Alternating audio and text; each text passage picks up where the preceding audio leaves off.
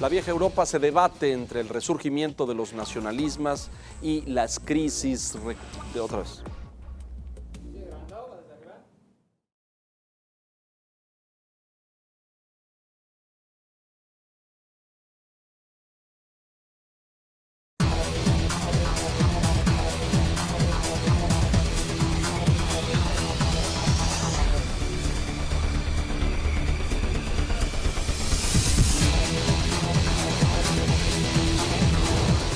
La vieja Europa se debate entre el resurgimiento de los nacionalismos y las crisis recurrentes que cuestionan de fondo la autenticidad del proyecto comunitario. ¿Este era el plan para Europa?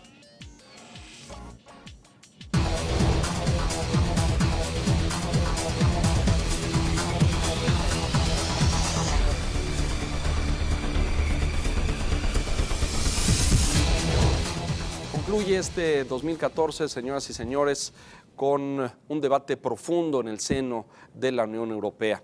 A lo largo de este año hemos visto por lo menos dos naciones, el caso de Escocia en la Gran Bretaña y el caso de Cataluña en España, donde el resurgimiento de una demanda y de un proyecto nacionalista ha estado nuevamente en las calles y en el debate y en la votación de los ciudadanos. ¿Es esta la Europa que se soñó y se construyó cuando se firmó el Tratado de Maastricht? ¿Es esta la Europa que no ha logrado superar crisis económicas, crisis de empleo, cargas y pesos en un gasto social controlado y restringido? Vamos al debate con nuestros analistas.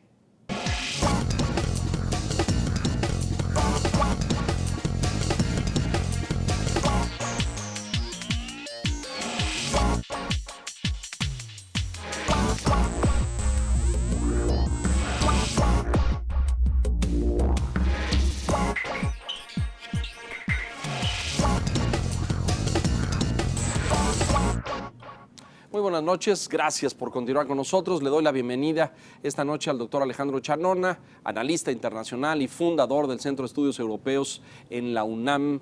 Bienvenido, Alejandro, muchas gracias por estar nuevamente con nosotros. Gracias. Te agradezco muchísimo.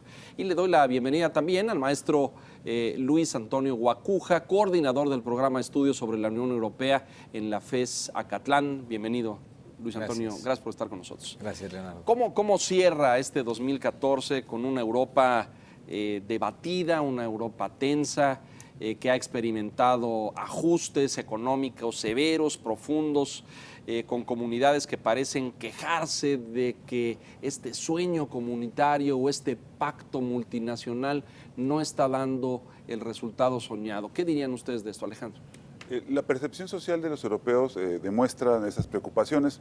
Por un lado, atendiendo al Eurobarómetro y preguntándole qué le preocupa a los europeos este año, están muy preocupados por el desempleo, es altísimo, están preocupados por la desigualdad y están preocupados también por la falta de crecimiento económico. Es decir, el modelo económico y social europeo es injusto, no da oportunidades a los jóvenes, el empleo es inestable para los adultos y en esa lógica la manera de ver al proyecto europeo ha generado desconfianza. Sin embargo, solo subrayo en este comentario, tienen más desconfianza en los gobiernos locales, en los parlamentos locales, que en el Parlamento Europeo o en las instituciones europeas, que está medido por el Eurobarómetro, pero sigue siendo bajo el nivel de reconocimiento hacia la Unión Europea. A ver, vamos a tratar de traducir esto, es decir, hay un nivel en términos de la ciudadanía con inconformidad, con molestia, etcétera, pero esto no está presente todavía en el debate parlamentario.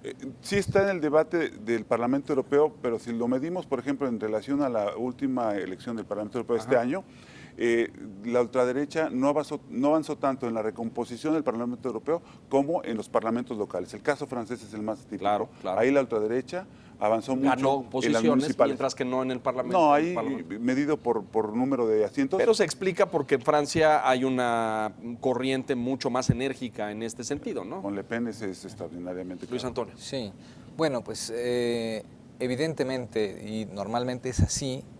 Cuando hay algún cisma económico y tal, bueno, el primero que la paga es el gobierno nacional. Sin embargo, ahora, y también se reflejó un poco en las elecciones de mayo del Parlamento Europeo, ya pagó Bruselas una factura, porque el tema de la crisis y sobre todo las medidas de austeridad que castigaron mucho al ciudadano, esto que normalmente se reconocía más a la Unión Europea, sí, digamos, hay esta percepción todavía positiva, pero sí hubo un voto de castigo en las elecciones de mayo, que fue, digamos, el punto de partida de una serie de modificaciones institucionales muy importantes que tienen también un poco paralizada a la Unión Europea, y se ha sido este año, ¿no? Ya, bueno, ya el 1 de diciembre, con la última asunción del presidente del Consejo Europeo, se termina este periodo de renovación, este cambio de piel institucional, pero sí que produce un impasse en la toma de decisiones, en la presencia de Europa en el mundo. Importante. Tenemos una Europa, como dicen algunos analistas allá, hiperburocrática, con instituciones muy grandes y muy pesadas, con un proceso de toma de decisiones lento, desconectado de la ciudadanía. ¿Ustedes dirían esto? El Consejo, el Parlamento, es decir, tenemos muchos diferentes órganos ahí y a la hora que lo ves en conjunto dices, híjole, ¿por dónde empezamos, no? Si bien hay pérdida de confianza de la ciudadanía europea en las instituciones de Bruselas, yo insistiría en que sigue siendo más la desconfianza de las nacionales. El ejemplo rapidísimo. 2011 me gusta como año, digamos, ilustrativo. En 2011, derivado del malestar ciudadano contra sus gobiernos, hubo elecciones adelantadas y dimisiones en 4 países, España, Italia, también Grecia. Es decir, hubo un voto de castigo a sus gobernantes. Y luego, medido en términos técnicos, cuando uno le pregunta al ciudadano, oye, ¿crees que es más eficaz Bruselas que tus instituciones? Eurobarómetro te dice 51% sigue apoyando a las instituciones europeas, es decir, al Parlamento, más que las nacionales. No quiere decir que las adoren, pero sigue siendo como, espero que hagan mejor lo que no hacen los nacionales.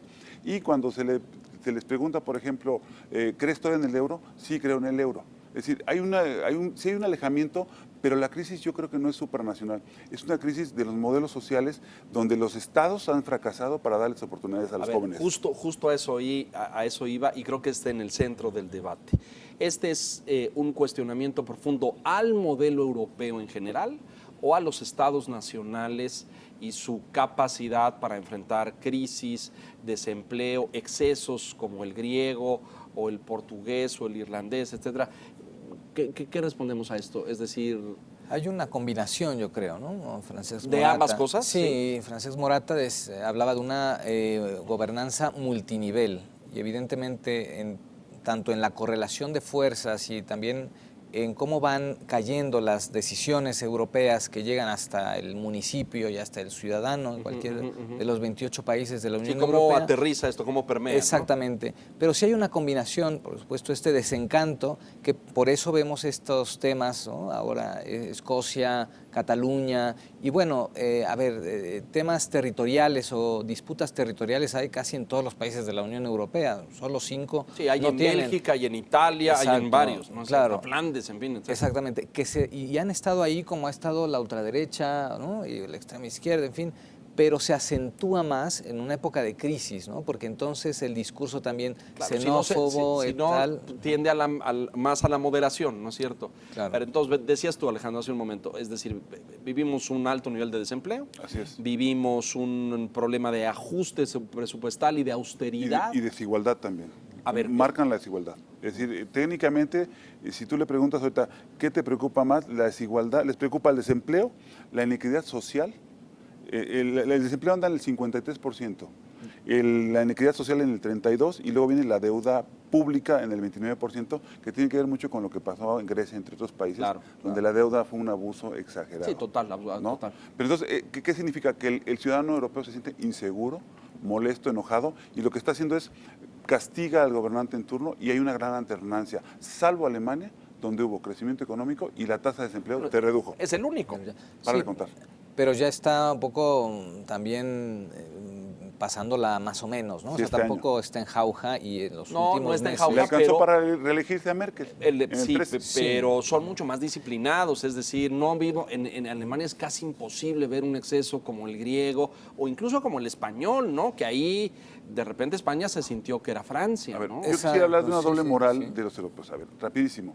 El caso de Grecia se convirtió en el caso más emblemático. Emblemático, exacto. Porque llegó su deuda a 350.000 millones de euros, que rebasaba por mucho los criterios de convergencia, es decir, los criterios de control de cuánto te debes endeudar. Llegó a 120% y de pronto dijeron, oye, debes mucho.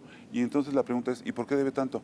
Porque los bancos franceses y alemanes le prestaron sin ningún recato a los gobiernos en turno griegos, donde corrupción más sobreprestación llevó a todo este desastre, claro. ¿Y qué hicieron en ese ínterin Sarkozy y Merkel?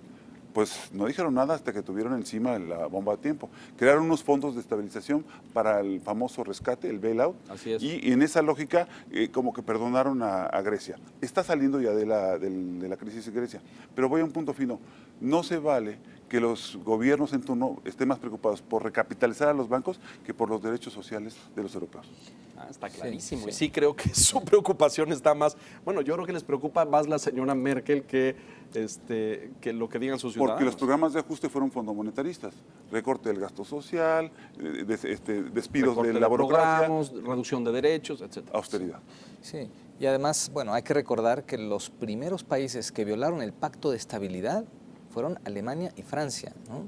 Claro, la capacidad de recuperación de ellos, digamos, hace 10 años, es distinta, pero ante una crisis aquí todos son responsables porque fueron muy laxos, ¿no? Se relajaron y llega la crisis de golpe y claro, en los países más vulnerables se acentuó mucho más, ¿no?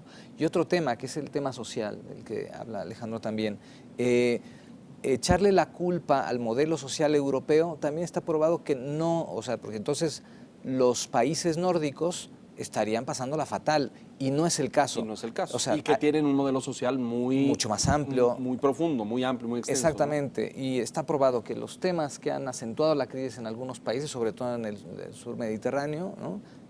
Portugal, España, Grecia y bueno, hablar de Irlanda, etcétera, son temas de corrupción, son temas Esencialmente. Es decir, pero es son un tema países fuerte. donde el combate a la corrupción no tiene la fortaleza institucional que tiene Francia, que tiene Alemania. Ojo, pero Italia también se sale del modelo. Berlusconi duró 17 años. Tuvo que poner en el 11 porque había demasiada corrupción. Y no le entraron en la lógica fundamentalista porque pagar la deuda del sobreendeudamiento italiano rebasaba 2 veces el fondo de estabilización de 1 billón de euros. Es decir, la sola deuda italiana era de 1.6 billones, es decir, trillones de euros. Entonces, como dicen en inglés, era too big to fail. Dijeron aparte, y entonces tuvieron que hacerse de la vista gorda.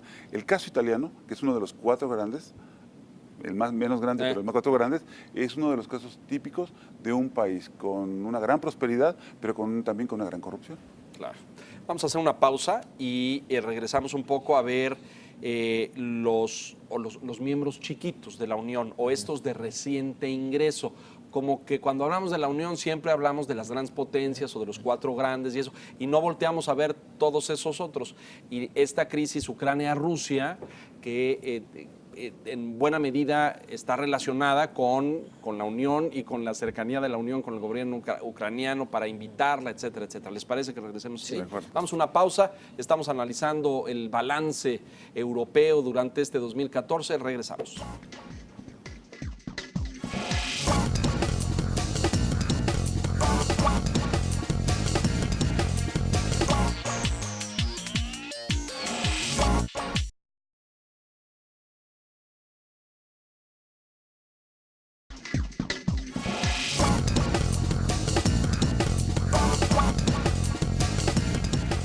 Estamos de regreso en este balance europeo.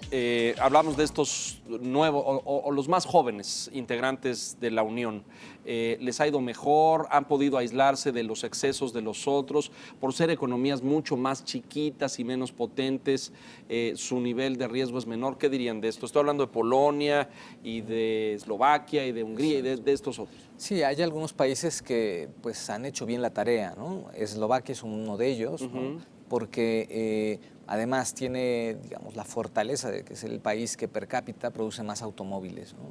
Entonces, esto hace que sea una economía pues muy dinámica, y lo mismo pasa con algunos otros países como Polonia, como Hungría. Polonia lo ha hecho bien, me parece, ¿no? Sí, digamos que han salido bien del paso de estos temas. Y bueno, que también entre ellos, yo hablaría un poco del grupo Visegrad, ¿no? Ahí están integrados. Exactamente, Polonia, República Checa, Eslovaquia y Hungría, que bueno, pues también tienen ahí sus acuerdos, tienen ahí una posición a veces común que les permite, ¿no? Pues una cierta solidez. Y estos 4 países que ingresaron a la Comunidad Europea junto con otros 6 en el 2004, pues hicieron bien la tarea desde antes, estaban mejor preparados y bueno, han sido un poquito más disciplinados. ¿Son los general. de más reciente ingreso? Bueno, Rumania y Bulgaria son los últimos. Croacia es el último. Croacia ¿de qué el año es eso? el 2013. El 2013, es el último, Croacia. es el 28. Luego los chiquitos también se portan mal. La crisis de... Como quieren, Alejandro. la crisis, realmente la crisis financiera de la zona euro no empieza con Grecia, que fue en 2010 donde sale. Cuando muchos piensan en que así 2008 es. empezó realmente con Lituania, con Letonia, perdón, con Letonia. Y además después de Letonia también entre otros, tuvo problemas también Hungría.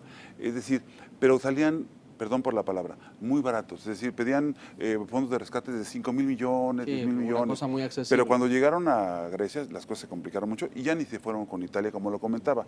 Entonces, también, ¿qué quiere decir? Que son países receptores netos de los subsidios y apoyos de los fondos de la Unión. Claro. Es decir, sí tienen trabajo en el sistema de votación y tratan de participar, pero yo soy más realista. Menor, ¿no es cierto? Menor, y yo soy muy realista. Ni en el Parlamento Europeo, y ni mucho menos en el Consejo, son definitivos para la dirección factores de peso. Sin embargo, creo que la vida democrática al interior ha mejorado entre Niza y Lisboa, ¿no? Es decir, se ha mejorado muchísimo. Pero de cualquier manera son países muy codependientes de cómo se comporta la economía alemana, la francesa o la de Reino Unido. Dependen mucho. Díganme ustedes, porque hay una fila ahí de nuevos que quieren formar parte, ¿no es cierto? Serbia ya es candidato. Y hay que mencionar también que estos países de más reciente ingreso forman parte de la Unión Europea porque cumplieron los criterios de Copenhague, pero no forman parte en su mayoría todavía de la zona euro. Claro. Y claro, no tienen la moneda. Exacto, y en este caso un país como Grecia, ¿no? Que aunque solo representa el 2% del Producto Interior Bruto de la zona euro, pues causó un sisma impresionante, ¿no? Porque estando en la zona euro el grado de cohesión es muy intenso y entonces cualquier desajuste, aunque sea de un país pequeño, pues afecta a los demás. Entonces los otros están un poco al margen, ¿no? Analizábamos hace días el tema, recuerdas, Alejandro, sobre estos nacionalismos y lo que vimos en Escocia y en Cataluña. ¿Veremos más de esto en el 2015? Bueno, el Reino Unido y Cameron están enfilándose hacia el 16 para hacer un referéndum. Todo puede pasar. Yo digo que no, porque por razones obvias. Es histórica la resistencia anti-transferencia de soberanía, anti-Bruselas. Sin embargo, yo creo que mientras no crezca la economía europea, que está creciendo con menos de un punto porcentual o que decrece, mientras no haya crecimiento, va a haber sentimiento siempre de que Bruselas es una burocracia cara, no legítima y que además, ¿por qué hay que subsidiarla? Y de ahí que los propios alemanes le reclamen mucho a Merkel por qué tanto dinero a la Bruselas, por qué tanto apoyo al proceso de integración. En esa lógica, mientras no crezca eso y el desempleo se mantenga tan alto en países como los mediterráneos por encima del 20%, va a haber sentimientos autonomistas, independentistas, de quien cree que carga con todo. Como es el caso de Escocia y de Cataluña, que piensan que la carga sobre sus naciones es infinitamente más gravosa de lo que en justicia les correspondería. ¿El capítulo de Cataluña está cerrado? ¿Está este tema del referéndum no reconocido y la insistencia de la población? ¿Veremos un nuevo ejercicio electoral en el 2015? Seguramente, ya lo anunció Artur Mas, ¿no? El presidente de la Generalitat de Cataluña, y seguramente aquí tiene que pasar también esto por una renovación, digamos. Yo pensaría y ojalá de ambos bandos, ¿no? Porque también en lo que ha quedado esto es en un encono que no se va a ningún lado, ¿no? Una posición muy intransigente de Mariano Rajoy. Creo que un liderazgo bastante atomizado en Cataluña. Estoy seguro que aparecerán nuevos liderazgos en Cataluña, que esto se va a fortalecer. Si bien esta consulta que se vio hace unas semanas en Cataluña no tenía efectos jurídicos, sí tiene y tendrá efectos políticos muy interesantes. Sin duda. Ucrania-Rusia, aunque no es unión y no es, bueno, técnicamente o geográficamente es Europa, pero uno de los puntos de tensión fuerte para Putin es sentir en la nuca a la Unión y en consiguiente a la OTAN. ¿Cuál es su visión en este sentido? ¿Veremos a esta Unión Europea buscando mayor cercanía con Ucrania o respaldo al gobierno de Kiev en contraposición a Moscú y a Putin? No quiero hacer aguafiestas, pero yo creo que vale más el petróleo ruso y de Putin y el gas para la Unión Europea que las reivindicaciones de soberanía de Ucrania, y lo digo con mucho respeto al pueblo ucraniano. Y con mucha tristeza, me parece. O sea, la economía se va a imponer y la variable energética se va a imponer. Putin rebasó a Obama en algunos ratings sobre ser el hombre más poderoso del mundo. Está reeditando, toda proporción guardada, este sentimiento de guerra fría y confrontación entre superpotencias. ¿Se extiende a otras antiguas repúblicas exsoviéticas? No en el caso de los bálticos, porque ya están mucho más de este lado, me parece, o ya están bajo el paraguas y la protección de la Unión, ¿no? ¿Existe la amenaza, la incomodidad? Sí, ¿no? Sobre todo en algunos países de Europa del Este, ¿no? Más cercanos también a Ucrania. Es un tema que va a quedar ahí y hay que ver también cómo se comporta este nuevo liderazgo, cuando menos esta nueva presencia de los personajes que están al frente de las instituciones de la Unión Europea, sobre todo de Federica Mogherini, la nueva alta representante de la Unión Europea. Habrá que ver, pero yo creo que sí, coincido con Alejandro en que el pragmatismo va a estar ahí presente, pero también los europeos saben que deben demostrar un liderazgo mucho más sólido, ¿no? Bueno, ahora, todo este discurso de sanciones ha estado muy presente en la mesa, en la reunión, en la última del G20, señalaron a Putin, le dijeron cosas fuertes, le dijeron cosas, pero a final de cuentas creo que lo que gana es el pragmatismo, es el flujo de gas para el invierno europeo, que es fundamental. Y inclusive en medio de todos estos temas de movilizaciones, independentismos de estas provincias pegadas a Rusia, Donetsk, entre otras, a pesar de que había contactos o confrontaciones militares, se firmó el acuerdo entre el gobierno ucraniano y el gobierno de Putin para proveer el gas para pasar un buen invierno en Ucrania. Es decir, juegan, por un lado, con una mano se pegan y con la otra se saludan. Entonces a mí me parece que Europa va a cuidar mucho a Putin, y aunque no lo quieran los nuevos miembros de la Unión Europea, para Alemania y para Francia es un gran amigo. Es decir, en la retórica a lo mejor seguimos viendo este discurso enérgico, pero en la práctica business as usual, digamos. Exacto. Incluso algunos países, bueno, el propio caso de Hungría, ¿no? Que ya ha celebrado acuerdos de distribución energética, ¿no? Que ha mostrado una simpatía además con el señor Víctor Orbán con Putin. Entonces, que esto también incomoda al resto de Europa, pero porque además no termina de cuajar pues este proyecto de una unión energética. Sabe Europa que primero tiene que concretar un tema de unión energética y un poco alejarse de la dependencia que tiene de Rusia, y mientras tanto, mientras esto no esté resuelto, pues seguirá ese tema del discurso, pero el pragmatismo al final. Regresando a tu pregunta, Rusia, en relación a las exrepúblicas socialistas soviéticas de los TANES, Uzbekistán, Kazajstán, el momento en que ellos se mueven para venderle directamente a Europa, Rusia aprieta y le dice, no, me vendes a mí, yo se lo revendo, no te lo permito. Y la independencia energética de esa zona, por lo menos hacia Europa, con el famoso proyecto Nabucco, está en entredicho. Claro, lo tienen totalmente controlado. ¿Europa o la Unión seguirá buscando la anexión de nuevos miembros? ¿Crecer esta alianza, esta candidatura ahora de... Bueno, entró Croacia, que fue el último, el 28. Entró el año pasado, entró no recuerdo, entró en julio. De julio. Y ahora está Serbia ahí formado. ¿Veremos nuevos miembros? ¿Esto va a continuar? Es decir... Hay un tema de simbolismo en ello, porque pasó en medio de, también en la crisis, cuando se concretó, digamos, el acuerdo de anexión o de incorporación de Croacia, fue en esta cumbre de diciembre de 2011, si mal no recuerdo, precisamente en medio de la crisis económica, esta señal de admisión de un nuevo miembro. Tiene un sentido de la Unión Europea sigue caminando. Abraza ajá. Y yo creo que eso está ahí presente. O sea, sí hay muchas voces que dicen, ya no más. O sea, pero estas voces están muy presentes, las veo por todos lados, ¿no? Exacto, y además está el discurso de, bueno, ellos son los culpables de la crisis. Claro. Nosotros estábamos muy bien hasta que llegaron los nuevos. Exactamente. Y lo que está claro es que son 28 países y hay temas que se tienen que discutir entre 28. O sea, esto, por supuesto que la burocracia de Bruselas... Lo hace mucho más complejo, ¿no? Exactamente. Claro. Más allá del eterno aspirante y suspirante que es Turquía. Eterno. ¿Ahí quedará como eterno?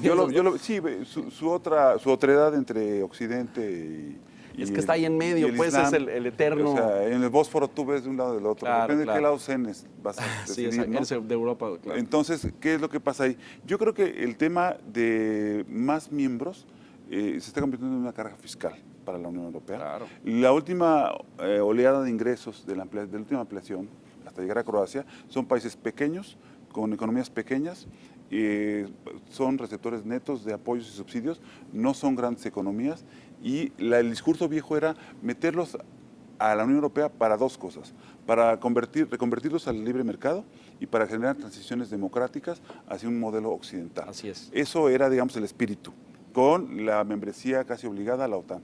Ahorita, como están las cosas en Europa, que en términos endogámicos se ve el ombligo por la crisis del modelo económico y social, meter nuevos miembros para seguir gastando es impopular. Es contrario, ¿no? Es contrario a la recuperación económica. Cambió todo el giro. Se nos acaba el tiempo. Conclusiones, Luis Antonio, ¿qué Europa prevén ustedes hacia el futuro? Bueno, Europa, y ya lo decía Jacques Delors, no recuerdo, o sea, es como una bicicleta, no se puede detener el paso. Hay que estar porque se cae. pedaleando. Exactamente. Y otro tema también, Europa, y lo dice además el artículo 1, el artículo 2 del tratado, ¿no? O sea, es una unión de pueblos.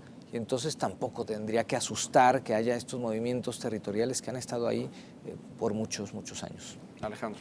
Yo creo que hay un ánimo por recuperar, desde luego, el crecimiento económico, generar empleo y crear un modelo social incluyente. No están teniendo éxito. Estamos hablando de en este momento, parados en esa bomba de tiempo. Y entonces decidieron buscar dos cosas. Una nueva narrativa sobre hablar de más Europa, en la lógica del proyecto histórico por lo que representó la posguerra del siglo pasado, de la Segunda Guerra Mundial. Sin embargo, reitero, si no crece la economía pronto y no tienen imaginación para ir más allá del Fondo Monetario Internacional, por más ánimo que le echen, van a seguir teniendo graves problemas económicos, políticos, sociales, que se van a traducir en grandes protestas. Muy bien, bueno, pues está claro ahí, hay un gran reto y desafío de superación de crisis económica. Yo les quiero agradecer, Luis Antonio, bienvenido, muchas gracias. Muchas gracias. Tu casa, tu espacio, Antonio. Doctor Chanón, Alejandro, muchas gracias. Gracias. Te agradezco muchísimo por tu presencia aquí, como siempre, y que nos ilustres y ayudes a comprender estos fenómenos. Muchas gracias. Gracias.